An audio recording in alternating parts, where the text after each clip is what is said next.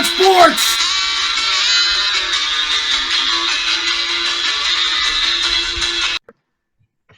All right, we're here for episode 31. We're gonna be high tech tonight. See my finger here? I do see it. Pull my finger. Anyways,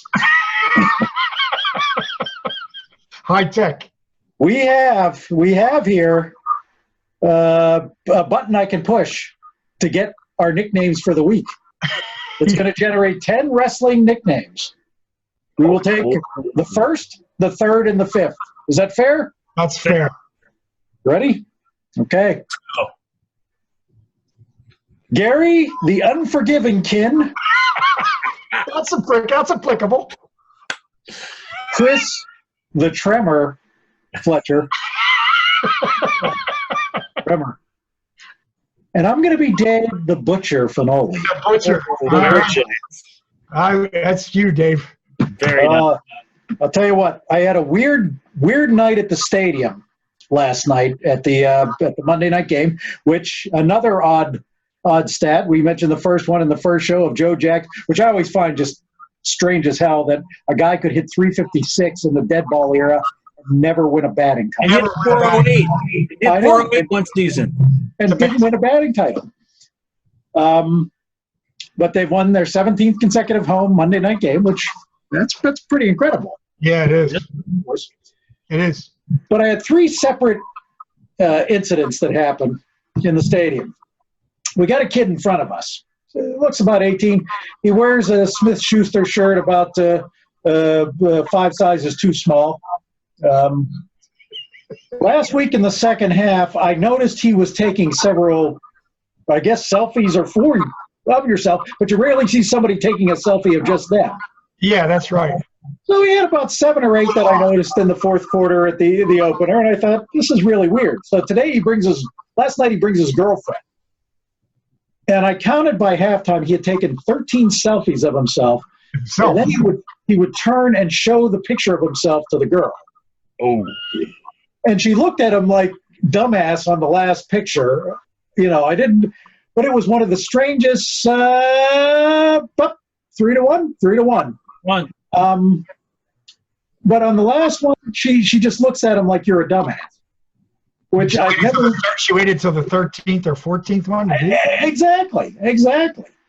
Then my guy decided to go to the bathroom at halftime, and there's a guy at the edge of the trough. I've never seen this before, having this drunken, intense conversation on the phone as he's trying to pee. He's peeing off to the side every so often. But luckily he was off to the side. But I violated Rule 801. Oh, you because I'm looking down to think, is this guy really talking on a cell phone in a jammed halftime bathroom? And it was a slurry conversation. So, and it wasn't to a girl because he was talking sports. So, not that he couldn't talk sports to a girl, but I'm assuming. Look out. I backed off. Because he could have been talking to a girl, but he was talking sports regardless, in a urinal, thousands of guys lined up. Not a urinal, a trough. I couldn't spell trough on Facebook, so I didn't want to take the shot at it.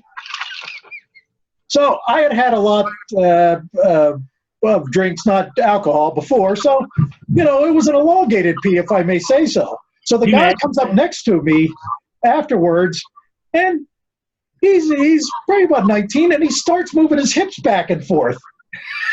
So I finally had enough at this point, and I look at him and I said, "What the F? What the F are you doing?"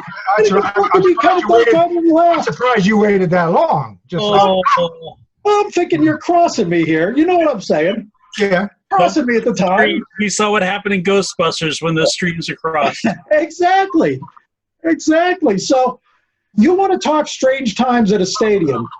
Was it a full moon? I don't think so. But, it was, the last guy just laughing his ass. I've never seen either of those things happen at a public bathroom at all. I guess the 0-3 is set everybody off. They're completely thrown off, I guess. I don't know. I guess. But I'm weirdest. surprised the chick didn't say to the dude, look, shirt too small, Schuster wannabe, take your phone and jam it you know where and go down and watch the game down there. That's what What is it, Gary? What's his actions, Gary? What were they? What were they? What's that? What were his actions? They were baloney. All Was she a right. nice looking girl? Yeah, she was cute. I mean, what an idiot. So, Yeah. you know, Yeah. So, well, which one would you take to have been the strangest of the three events? they're all pretty. They're pretty strange in their own right to me. You know, I mean, all of them. Pick it, Gare. Make a call. I mean, I guess the dude moving the hips and stuff's kind of messed up. That's a little. the dude sounds like he was half drunk. Could have dropped his phone into the trough. TROUGH, I think. Which I was assuming. I didn't want the spell police because I posted something about Bob Cousy's going to do the forward for our. Right. And I didn't check, and I accidentally spelled it FORWARD, but I got a guy who was probably a Harvard-bred guy. Make sure he corrected me, Oh, there you go. Yeah, that's in his own special way. you dishonored Bob Cousy by that one letter misspelling, I guess. Exactly. What a weird. Yeah, that's a weird night. I mean, the whole night was a weird night on the field too. But it was It was fun. weird, and I was afraid to put the third scenario because I didn't know how to quite explain it without it sounding too weird. Yeah, Ooh. yeah, that's. It's a weird- I kind of put that one first on the list. That's kind of a weird one. The Yeah. other two is just a self-absorbed idiot and a drunken guy who obviously having a big conversation. But the third guy, I don't know. What a great game you saw, though, Dave. I mean, No, it was good. a very smart offensive game plan. I Yeah, thought so. What they outside should the have been box. doing all along, in my view. That kind of No.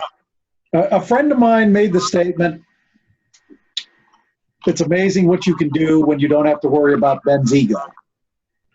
And you know what? I think that's a Felt that way point. during the game. Yep, it felt that way at times during the game. Well, it's also amazing what you do when you play a really shitty team, too. That's part of it too. But you know what? Shitty teams in the NFL, it's still an NFL quality team. It is. But, I mean, I thought that Connor actually looked like he ran hard last game. That was impressive. Yeah. They definitely played that game around Mason Rudolph's strengths, which was very smart coaching. Now, I doubt we're going to see that many times to the Wildcat, but you know what? Here's the thing, Dave. I'm going to run it till you stop it. And that's what they did. And that's the thing. And when you have to worry about the Wildcat, when you have to worry about running backs 4 or 5 yards down the middle, that's going to eventually take some pressure off the wide receivers. I think so. Yep. I think so. Very, very good. Spread the ball around. This time Fisher spread the ball around. You know, short passing, medium passing, a lot of that Wildcat stuff. That's how they're going to have to win. But a lot of teams don't know how to defend that kind of thing. I mean, the Bengals are poor, but a lot of teams are used to set up to beat you a certain way. When Yeah. you're doing all that kind of stuff, you make it a hell of a lot harder for a team to defend you. Boy, Yeah. Andy Dalton took a beating, too. And he did. And it's not a great offensive line, but you know what? Kudos to the Steelers. Devin Bush, I thought showed he belonged. Yes. I agree. I mean, Watt had a hell of a game. Cam Hayward, to me, playing injured, they couldn't stop him. They No. couldn't stop him up the middle. It was just a. And do it also. I mean, they have the makings of what could now be a good defense if they coach it well. I mean, with the arm Rudolph has, if you're running all that kind of crazy offense and different stuff like that, short pass, flat pass, using everybody, including the tight end they got from Seattle, you know, all of a sudden his inexperience becomes a lot less noticeable. Right. So, I mean, I was wondering why it took him this long to come up with some of that, it seemed to me. I know Roethlisberger just was hurt, but it seemed to me that's something they should have been thinking about. With Brown and Bell gone, you kind of have to do this. Right. And you know, I just think, you know, they were all lackeys for Ben Roethlisberger before, and you know, this is their time to step out and shine. Well, and I thought the offensive line played a very physical game, too. Yeah, I agree. They had in the first couple. I agree with that. they did. Connor looked like he was running harder too, I think, Chris, to your point. Well, I think he also had some space. I mean, the thing about Connor is he needs to have a crease at least. He's not the type of person who's going to make something happen without that. Well, And he was out facing linebackers and safeties, and he made some people miss. Yep. yeah, and I think after his little touchdown romp, the 21-yard pass, Yep. he seemed to gain confidence with that. He did. And I thought he ran very well after that. I didn't think he ran well before that. No, but where was Jalen Samuels the first 3 games? That's my question. He looked great, I thought, and used 4 guys. 4 guys carried the ball. Yeah. Where was that too? I mean, I'd like to see that too. Maybe you got to hit rock bottom before you start getting your head out of your ass. Well, and think about this. I mean, you're now sitting at 1-3. If you win against the Ravens, and I don't think that Cleveland's going to go to San Francisco and win. You got 3 teams sitting at 2-3, and all of a sudden, it's not looking so bad. No. Still winnable, still contendable. I agree. My fear that they were going to go 0-16 and blow the first pick in the draft, but but I still love the trade. I think. I think that backfield is the best backfield we've had in ages right now. And really, what you said too, Dave. Devin Bush looked like he belonged. Yeah. He did. He's fast, man. He's fast. Once he figures it out, and anytime I see Michigan come to the Pittsburgh Steelers, I'm a happy boy. I know that. He covers a lot of ground, though, man. He's all over the place. So. Absolutely. Yep. Unbelievable. The Brewers are warming up somebody in the 4th inning of a 3-1 game. Wow. Well, I think Woodruff has only gone like 3 innings since. I know, but I don't like. I don't like that concept in a playoff game. It's a bold move, but I'm really not a fan of that. But I agree. Guys throwing a ball well, leave him in there. Yeah. Yeah. The Dodgers took Hill out in that game 5 against Houston a couple years ago, 2-3. Yeah, that's right. It changed the series. The series. Well, we got the Hall of Fame ballot for the Boxing Hall of Fame. Let me read you guys the names of the modern ballot here. Jorge Arce, Timothy Bradley. I'm gonna boggle this one, Gary. You correct me. Vuani Bungu. Oh, Vuyani Bungu was a bantamweight back in the 90s. Okay. Well, bantamweight, he's obviously out. We don't vote for this. Joel Casamayor, Diego Corrales, Carl Froch, Bernard Hopkins, Sergio Martinez, Juan Manuel Marquez, Shane Mosley, Antonio Tarver, and Israel Vasquez. Name 3 guys that belong out of that list. Which one are you asking? Me? You go first, Gary. Well, clearly Hopkins. I mean, I hated Hopkins' fighting style, and I didn't particularly care for him as an individual at times either. But all those middleweight title defenses and that long career, 20-some years, he's got to be in there to me. You said Juan Manuel Marquez is on here? Yes. Yeah. He's guaranteed as well. One of the best fighters, really, that nobody ever talks about. A little overshadowed by Pacquiao, De La Hoya, guys like that. Tremendous career. Great wins over a lot of those guys. Win over Pacquiao decisively. Some controversial decisions. Those 2 for me. The rest are kind of close. I mean, I saw Froch and Martinez live a lot here in Atlantic City. I like both. Froch didn't have a long career, but he was dominant in it. And Martinez was sensational for a short period of time when everybody started noticing after he beat Paul Williams here in Atlantic City about a decade ago. So I'd probably pick one of those 2. Did you say Paul Williams, the singer? Not quite the singer, but that's a good singer. Rainy days and Mondays, boys. Rainy days and Mondays. Paul Williams was a very tall welterweight, Dave, in the late 90s before he was injured in a motorcycle accident. But he was a sensational boxer, very long, about 6'3", 6'4". His Martinez fight between Martinez and Paul Williams in November of 2009 is one of the greatest fights you ever see. It was down in Atlantic City in a small hall at Convention Hall. One of the best nights I saw live boxing. So maybe I'm a little biased, but I think I'm glad you classified that as the greatest night you ever saw boxing. it's one of them. I mean, I don't know about the greatest, but did I say that? It's definitely in there because it was a sensational fight if you Google it up. Martinez Williams won. The second one, Martinez knocked out Williams decisively about 6 months later, but the first one was sensational. So, there's a lot of good candidates here. I think Bradley and Arce are on the fence to me. Mm-hmm. They were good fighters, but I'm not sure they were great fighters. I'm not sure who the rest of the names are. I want to give Chris a chance to respond. I mean, I go with Hopkins, definitely. Juan Manuel Marquez are guaranteed. I think one of the two, Fracher Martinez, will get in now. They may both get in, actually, in my view. So. Well, for me, it's Marquez, Hopkins, and Sugar Shane Mosley. Mosley's certainly in the running. There's no question about it. Long career, great lightweight. Yep. I mean, he beat a lot of top guys. Beat De La Hoya. Yep.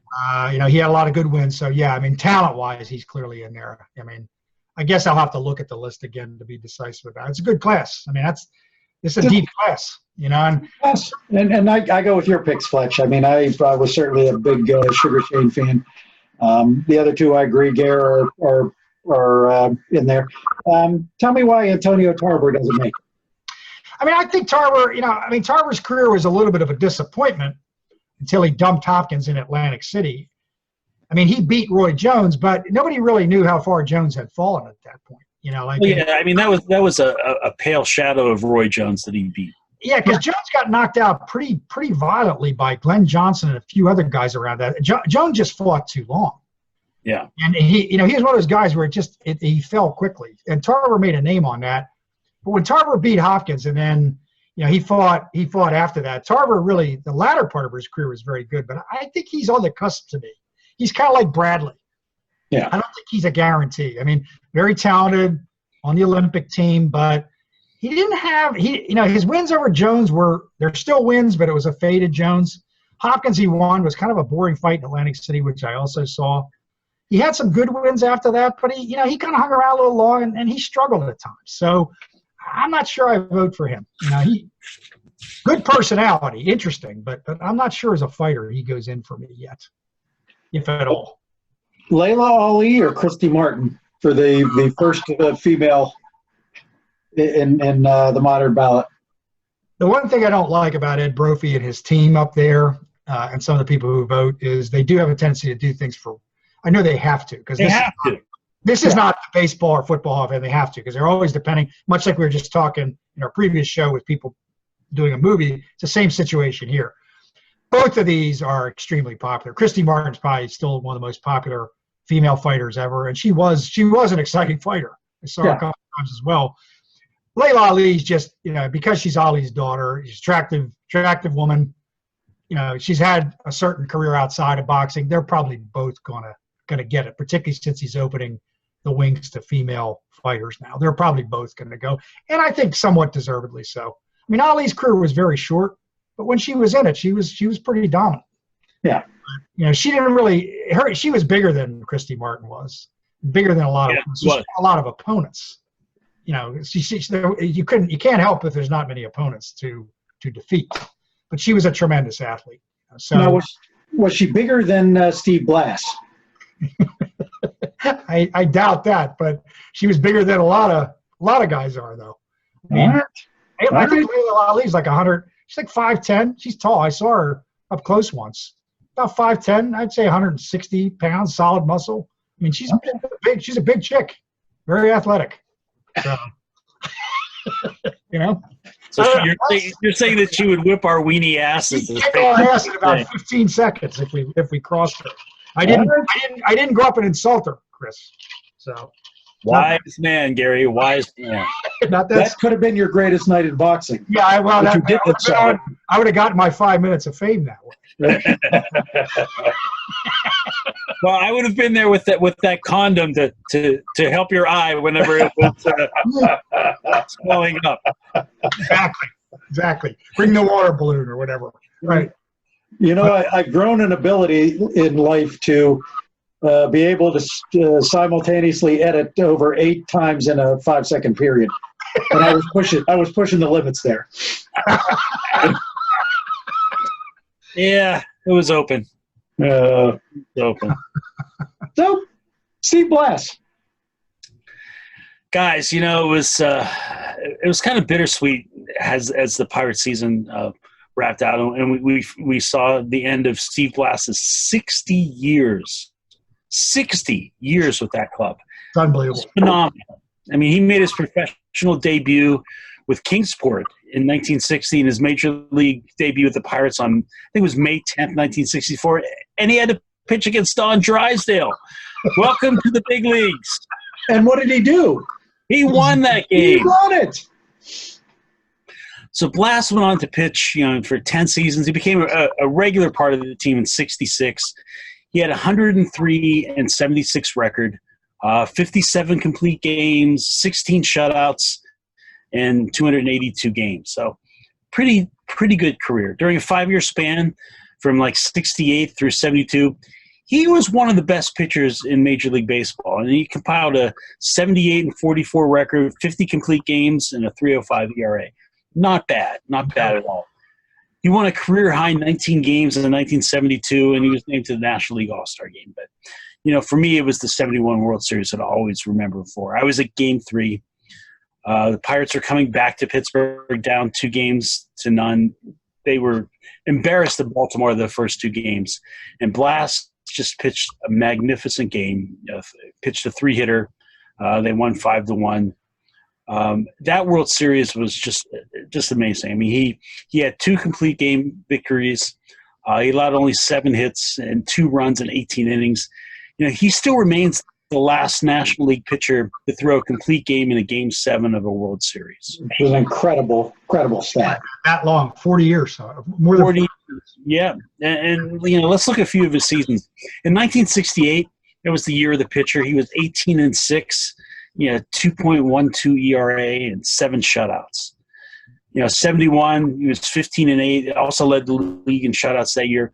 Here's the thing about his performance in that World Series, guys.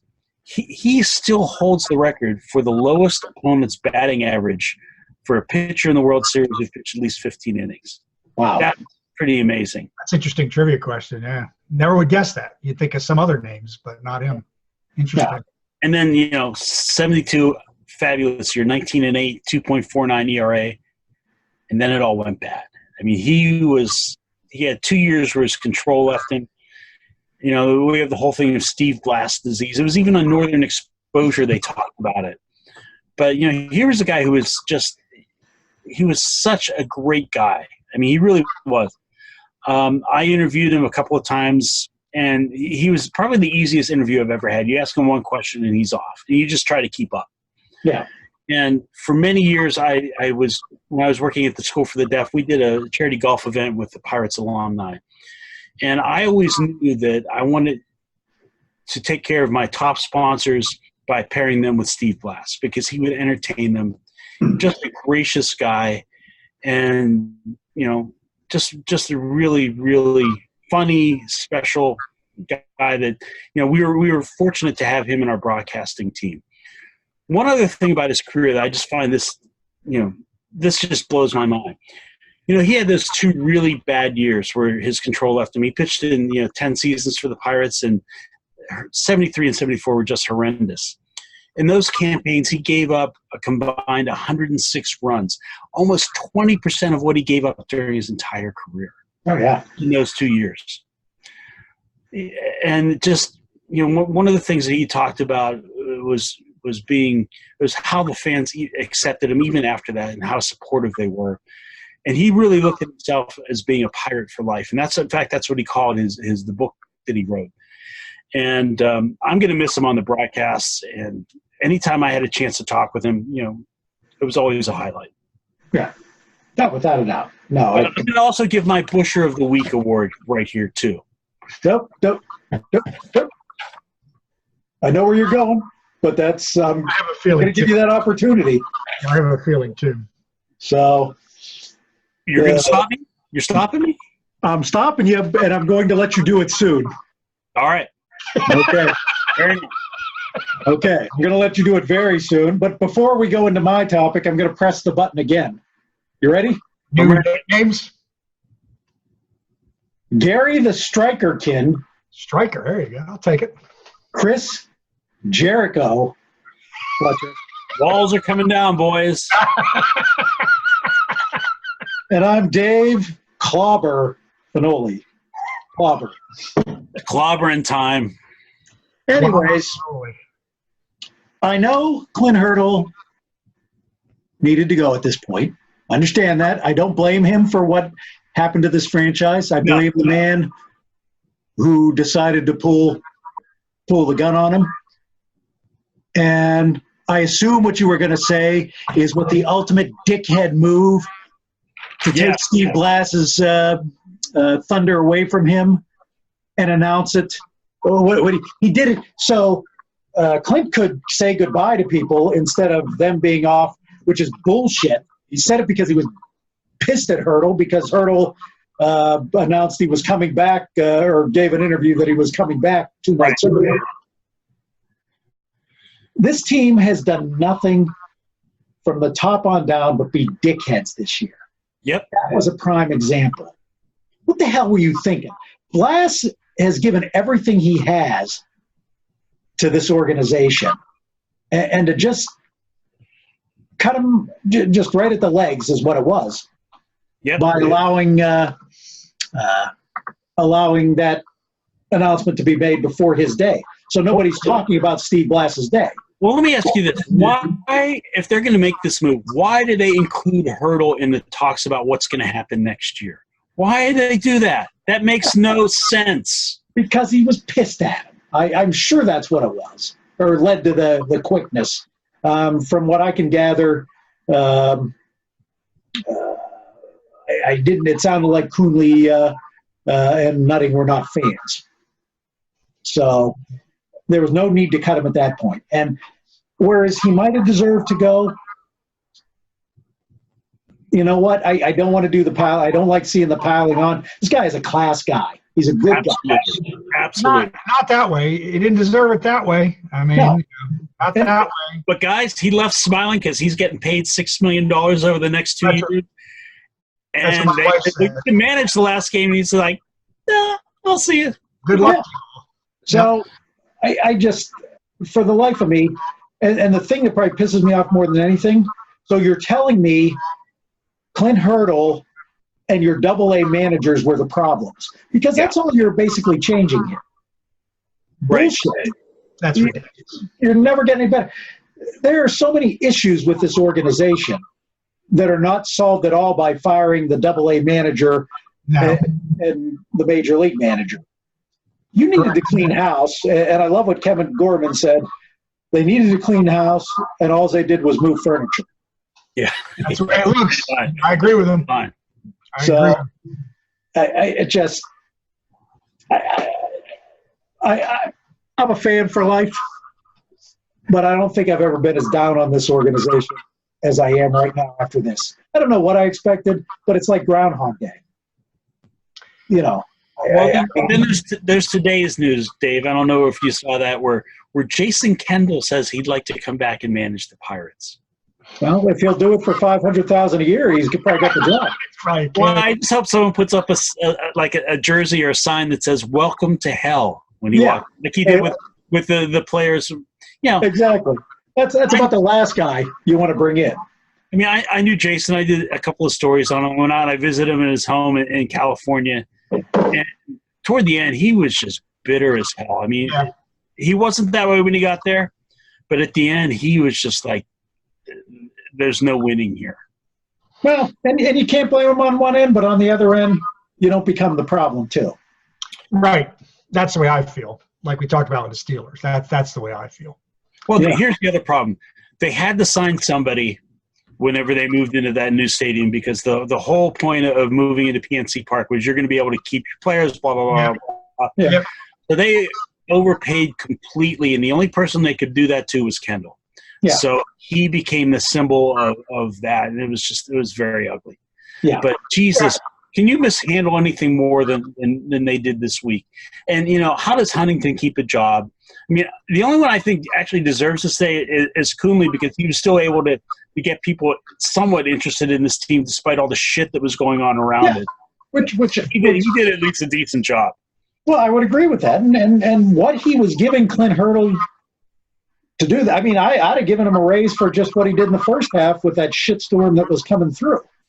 Well, I mean, here's the other thing. And Nutting should have kept him up there because Hurdle carried his water. Because Nutting was never the person who was going to stand in front of the press every day and say, here's how we lost today. Here's what happened there. Yeah. Clint did all of that. Yeah. I agree with that. And he did it with the squad and a pitching staff that at times wasn't worthy of AAA baseball, much less Major League Baseball. You're calling down to the bullpen and, like, I don't know what I'm going to do here. I mean, these guys couldn't be play for the Wild thing, some of them. Yeah.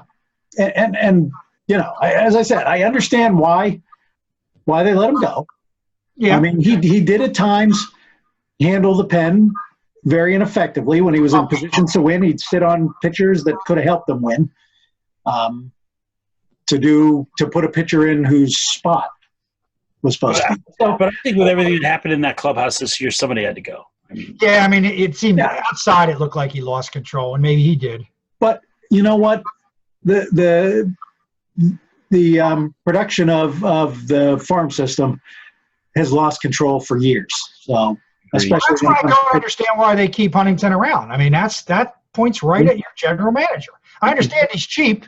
I'm not saying he's cheap. I think he gets paid decently. I think he makes him money. Well, that may be, but if Nutting's listening, I don't really give a shit. Excuse the language. If you can't afford it, then get some partners you can or get out. Yeah. I'm sorry. I mean, and I think the whole baseball economic system, the Pirates and a few others are Baltimore situations are abominable. They are. This whole Manfred better wake up and he better get these idiots in a room like Ueberroth tried in 1984 because this is a royal mess. And it may be a Bettman move here. We're shutting it down. They're all angry all around. Yeah. Well, guess what? You all better get in the room and figure it out because you got a mess. Well, you got a big mess. Gary the Wolf Kin. Chris the Bombardment. And Dave the Ogre Finoli. Gary, first off, I'm wearing this for Jack Scheinman, who I mistakenly said moved to San Francisco, which angered him. He moved to Oakland. Okay. Yeah, they don't like each other there. Yeah. Go A's. Gary, come up with a quick prediction. We're in a very lightning round. Yeah. I'll be back in 1 second. I think I guess my prediction goes back to what I know the best. The UFC fight this weekend's a very interesting one. You got a guy, Robert Whittaker, who's very, very good, underappreciated, fighting a very young guy who reminds a lot of people of John Jones, who's the best UFC fighter skills-wise in some regards. It tells you where it's come. Now, they are fighting in Australia. You got a guy from Australia and a guy from New Zealand. They're going to sell 65,000 tickets in the soccer stadium. Wow. Amazing event. And that, to me, has got to be my predictions. I think Whittaker may surprise, but I think Adesanya will win a close decision. That's my prediction. All right. Fletch. All right. As you did, Dave, I pulled out the predictor hat. We got your Steelers playing a division rival in Baltimore. Baltimore, 2 impressive wins over shitty teams. I'm not buying them. I think the Steelers win this game handily by 10 points at least. And I think that the whole division tightens up. Everybody's going to be 2-3 except for the Bengals. And we'll see what happens in the last 11 games. All right. This will be the first Steeler game I've ever gone to on my birthday. So it'll be a special day. Special day. October, okay. What is that? October 6th? 6th, okay. Put up 2 fingers, Fletch. 8-2. Eskimo Brothers ruled last week. Bonnie Iris came through. Right. That's an interesting story. That's a whole show in itself on a different network. Well, this week the Eskimo Brothers are going to face the Tiger Cats. Okay? I'm torn. Well, I like the thoroughness of Hamilton because they've explained a tiger is a cat in their name, in case people didn't know. Tiger, and it's a cat. All right? That's true. And donuts, with me, food goes above all else. Okay? Tim Hortons has the greatest donuts. We're playing it in Tim Hortons Stadium. It's a team that explains the species it is. I like Donnie Iris, don't get me wrong. And I'm glad for the affection you have and the combination you have with him. But I've got to go with donuts and species over an Eskimo brother. So I'm going Hamilton to defeat the Eskimos this week. This will put you at what, 9-2? 9-2. 9-2. Wow. We got to get you on Sportsnet, man. We got to somehow find a way to get you on there, Dave. I'm saying it, man. I'm saying Pat it. alone should get you on. I'm telling you, you're better. Like You're it. better than the guys that got sitting up at that goofy desk. I like it. But all right, gentlemen, Fellas, you have a fabulous, fabulous week, and go Brewers, go A's. All right. Have a good one. You too.